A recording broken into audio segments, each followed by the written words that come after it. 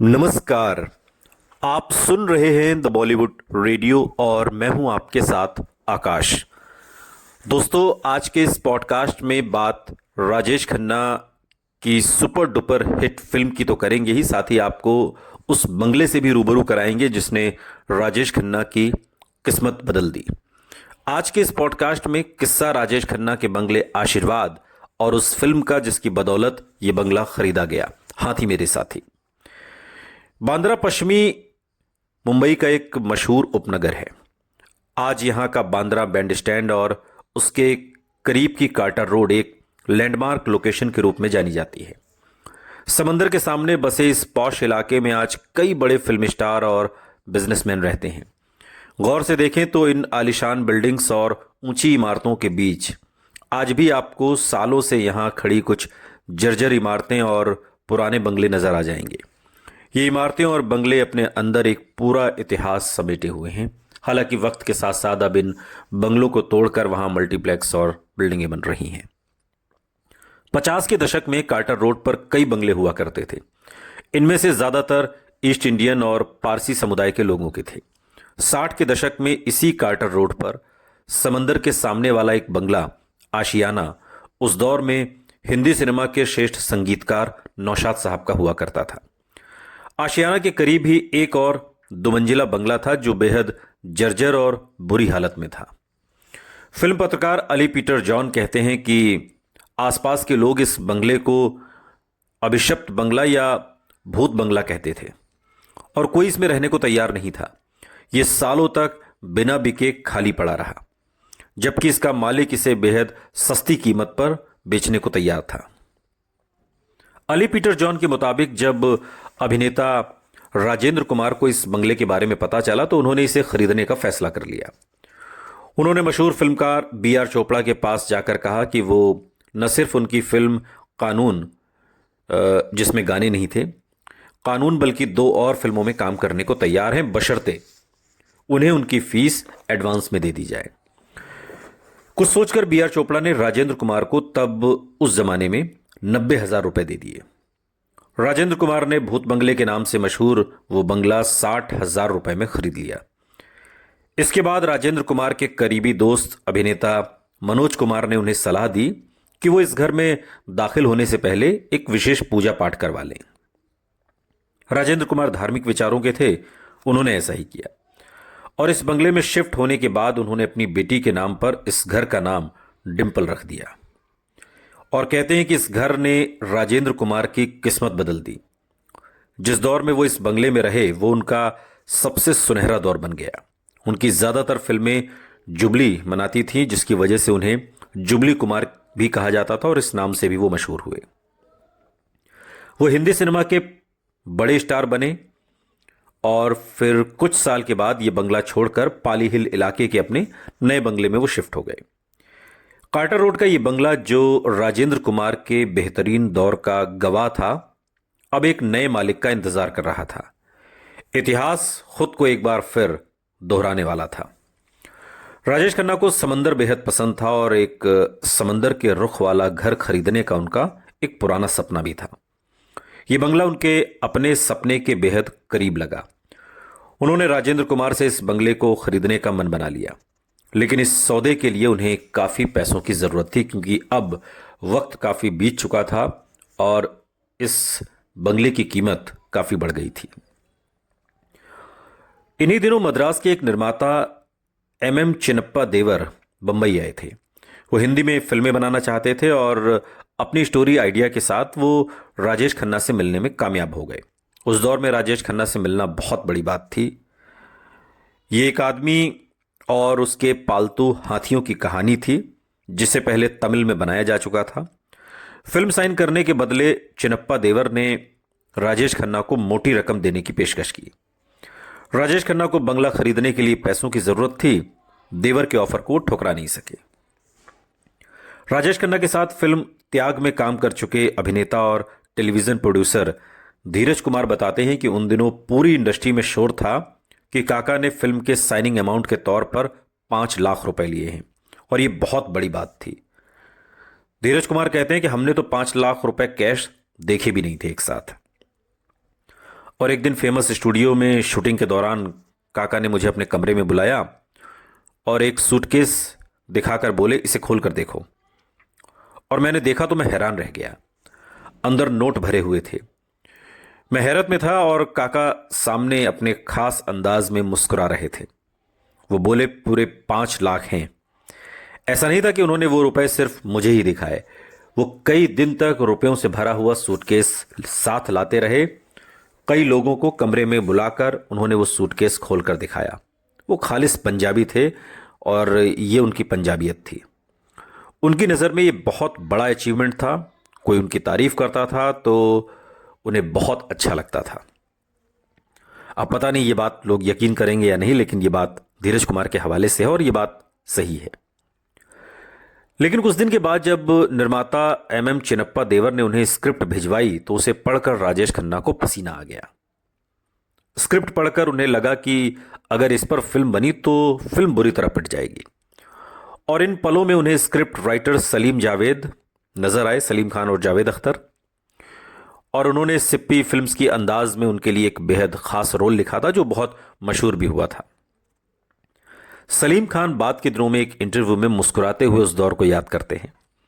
वो कहते हैं कि ये फिल्म साइन करते वक्त उन्होंने बहुत पैसा ले लिया था। बाद में जब स्क्रिप्ट पढ़ी और देवर की पिछली तमिल फिल्में देखी तो वो घबरा गए। मुझे बुलाया और बोले कि ये स्क्रिप्ट बिल्कुल बेकार है और मैं इस स्क्रिप्ट को वापस कर देता, लेकिन मैं बहुत पैसा ले चुका हूं और मुझे पैसों की ज़रूरत है। उस वक्त शायद उन्हें मकान और गाड़ी खरीदने के लिए पैसों की ज़रूरत थी। उन्होंने पैसे बढ़ा कर लिए थे, शायद 9 लाख रुपए लिए थे। और उन्होंने जो उनकी उस वक्त की मार्केट प्राइस से 4 लाख रुपए ज़्यादा थे, यानी कि 5 लाख रुपए बतौर साइनिंग अमाउंट उन्होंने लिए थे और बाकी के 4 लाख बाद में। और तब राजेश खन्ना एक फिल्म के 5 लाख रुपए हालांकि लिया करते थे। जावेद अख्तर ने इस घटना का जिक्र करते हुए बाद में एक टीवी इंटरव्यू में कहा कि हमने वो स्क्रिप्ट पढ़ी और उनसे, यानी कि राजेश खन्ना से कहा कि हमारी एक शर्त है कि हमें इसमें जितने बदलाव करने हैं उसमें किसी को कोई एतराज़ नहीं होना चाहिए। उस स्क्रिप्ट पर MGR के साथ पहले एक तमिल फिल्म बन चुकी थी। राजेश खन्ना बोले कि यार कुछ भी करो, बस मुझे बचा लो। जावेद अख्तर कहते हैं तो हमने उस कहानी में 4 हाथियों को छोड़कर बाकी पूरी स्क्रिप्ट बदल दी और इस हद तक कि बाद में हिंदी वर्जन पर एक और अलग से तमिल फिल्म बनी। इस फिल्म का नाम रखा गया हाथी मेरे साथी। सलीम जावेद ने राजेश खन्ना की इमेज के हिसाब से स्क्रिप्ट पर जमकर काम किया। सलीम जावेद उनकी उम्मीदों पर खरे उतरे। स्क्रिप्ट राइटर्स की ये जोड़ी उन्हें पसंद आने लगी। सुपरस्टारडम हासिल करने के तकरीबन 1 साल के भीतर ही राजेश खन्ना ने अपना एक ख्वाब पूरा कर लिया, एक सी फेसिंग बंगले का ख्वाब, जो फिल्म हाथी मेरे साथी की बदौलत पूरा हुआ। उन्होंने अपने पिता चुन्नीलाल खन्ना से बंगले का नाम रखने को कहा।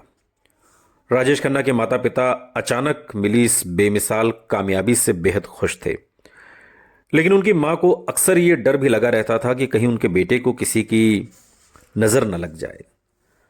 अब मां तो मां होती हैं।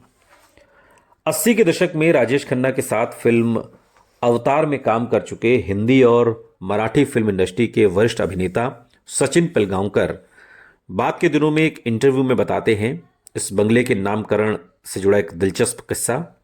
वो कहते हैं कि काका जी के पिता ने बंगले का नाम रखा आशीर्वाद और इसके पीछे सोच ये थी कि उनका बेटा हमेशा आशीर्वाद के साए में रहेगा। वो बोले कि अगर जतिन से जलने वाला उसे खत में गाली देगा या बुराई लिखकर भेजेगा तब भी पते के रूप में उसे राजेश खन्ना कौमा आशीर्वाद तो लिखना ही पड़ेगा। यानी राजेश खन्ना को अपने घर आने वाले हर खत, हर संदेश के जरिए आशीर्वाद मिलता रहेगा। फिल्म इंडस्ट्री के करीबी लोगों की मौजूदगी में एक विशेष पूजा और हवन के बाद बड़े धूमधाम से राजेश खन्ना अपने बंगले आशीर्वाद में दाखिल हुए। बेहद भावुक होकर उन्होंने इंडस्ट्री में अपने करीबी निर्माता निर्देशक से कहा, आज मैं अपने घर आ गया हूं और ये सब कुछ चाई जी की दुआओं का असर है। चाई जी यानी राजेश खन्ना की मां। लेकिन जिस फिल्म की बदौलत राजेश खन्ना को ये बंगला मिला वो फिल्म भी अपने आप में बहुत दिलचस्प है। हाथी मेरे साथी 1971 में आई। हिंदी भाषा की ड्रामा फिल्म जिसका निर्देशन M.A. थिरुमुगन ने किया था, जिसकी पटकथा सलीम जावेद ने लिखी थी और संवाद लिखे थे, डायलॉग इंदर राज आनंद ने। फिल्म में भारतीय ट्विस्ट के साथ डिज्नी जैसी एक अपील है। हाथी मेरे साथी बॉक्स ऑफिस कलेक्शन के हिसाब से एक बड़ी हिट फिल्म साबित हुई और जो फिल्म क्रिटिक्स थे उन्होंने भी इस फिल्म की सराहना की। फिल्म में राजेश खन्ना और तनुजा लीड रोल में हैं और बाद में इस हिंदी वर्जन पर भी तमिल फिल्म बनाई गई, जैसा हमने आपको पहले भी बताया। कहानी के निर्माता चिन्नप्पा देवर, जो तमिल मूल के हैं और तमिलनाडु में देवर फिल्म्स के मालिक, उन्होंने ये तय किया कि हिंदी में फिल्म बनाई जाए राजेश खन्ना को लेकर। उस दौर में चूंकि राजेश खन्ना का जलवा था, देवर के पास पैसा था, तो उन्होंने मोटी रकम ऑफर करके राजेश खन्ना को अपने पाले में किया था।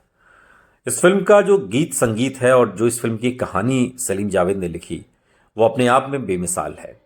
लक्ष्मीकांत प्यारेलाल का संगीत, आनंद बख्शी के बोल हैं, सारे गीत आनंद बख्शी ने लिखे हैं और लता मंगेशकर, किशोर कुमार ने इस फिल्म में गाने गाए हैं, लेकिन एक गाना मोहम्मद रफ़ी की आवाज़ में है और वो एक गाना इस पूरी फिल्म पर, राजेश खन्ना पर, सब पर भारी पड़ता हुआ नजर आता है। और वो गाना कौन सा है आप हमें बाद में कमेंट बॉक्स में बताइएगा भी। एक गाना है जो मोहम्मद रफ़ी ने गाया है। कहानी कुछ इस तरह से है कि अनाथ राजू को 4 हाथियों के साथ मिलकर जीवित रहने के लिए सड़क के कोनों पर उसके साथ प्रदर्शन करना पड़ता है। कहानी यह है कि अनाथ होने के नाते उन्होंने एक तेंदुए से उसकी जान बचाई है। समय के साथ वो बड़ा हो जाता है और प्यार की दुनिया शुरू करता है। एक चिड़ियाघर जिसमें उसके हाथियों के साथ कई जंगली जानवर रहते हैं, जिनमें रामू उसका सबसे करीबी है। और धीरे धीरे वो भाग्य इकट्ठा करता है और अपना खुद का निजी चिड़ियाघर बनाने में भी सक्षम होता है, जिसमें बाघ, शेर, भालू, निश्चित रूप से 4 हाथी रहते हैं। वो सभी जानवरों को अपना दोस्त मानता है। फिर वो तनु से मिलता है, तनु यानी तनुजा। दोनों प्यार में पड़ जाते हैं। तनु के पिता अमीर रतनलाल इस संबंध के खिलाफ हैं, लेकिन बाद में नरम पड़ जाते हैं और युवा जोड़े को शादी करने की परमिशन भी मिल जाती है। हालांकि जल्दी ही परेशानी शुरू हो जाती, क्योंकि तनु बहुत उपेक्षित महसूस करती है। जब उसका बच्चा होता है तो चीज़ें और ख़राब हो जाती हैं और तनु हाथियों से अपने बच्चे को शारीरिक नुकसान पहुंचाने के डर से राजू को हाथियों और उसके परिवार के बीच में से किसी एक को चुनने के लिए कहती है। जब राजू अपनी पत्नी और बेटे की जगह अपने आजीवन दोस्तों को चुनता है तो रामू इस बिछड़े हुए जोड़े को एक साथ लाने का फैसला करता है, लेकिन परिवार और बच्चे को खलनायक सरवन कुमार से बचाने के लिए वो अपनी जान दे देता है। फिल्म में कई गीत हैं, चल चल चल मेरे साथी, या दिल बर जानी चली हवा मस्तानी, या मेहरबानों कदरदानों, या सुन जा आ ठंडी हवा, या फिर नफरत की दुनिया को छोड़ के, या धक धक कैसे चलती है गाड़ी। ये तमाम गीत इस फिल्म के हैं और इसका संगीत, इसका गीत इस फिल्म की जान है, इसकी कहानी इस फिल्म की जान है। लेकिन सवाल हमने आपसे पूछा था, वो कौन सा इकलौता गाना है जिसे मोहम्मद रफ़ी ने आवाज़ दी है? कमेंट बॉक्स में ज़रूर बताइएगा, बहुत मशहूर है। सुनते रहिए द बॉलीवुड रेडियो, सुनता है सारा इंडिया।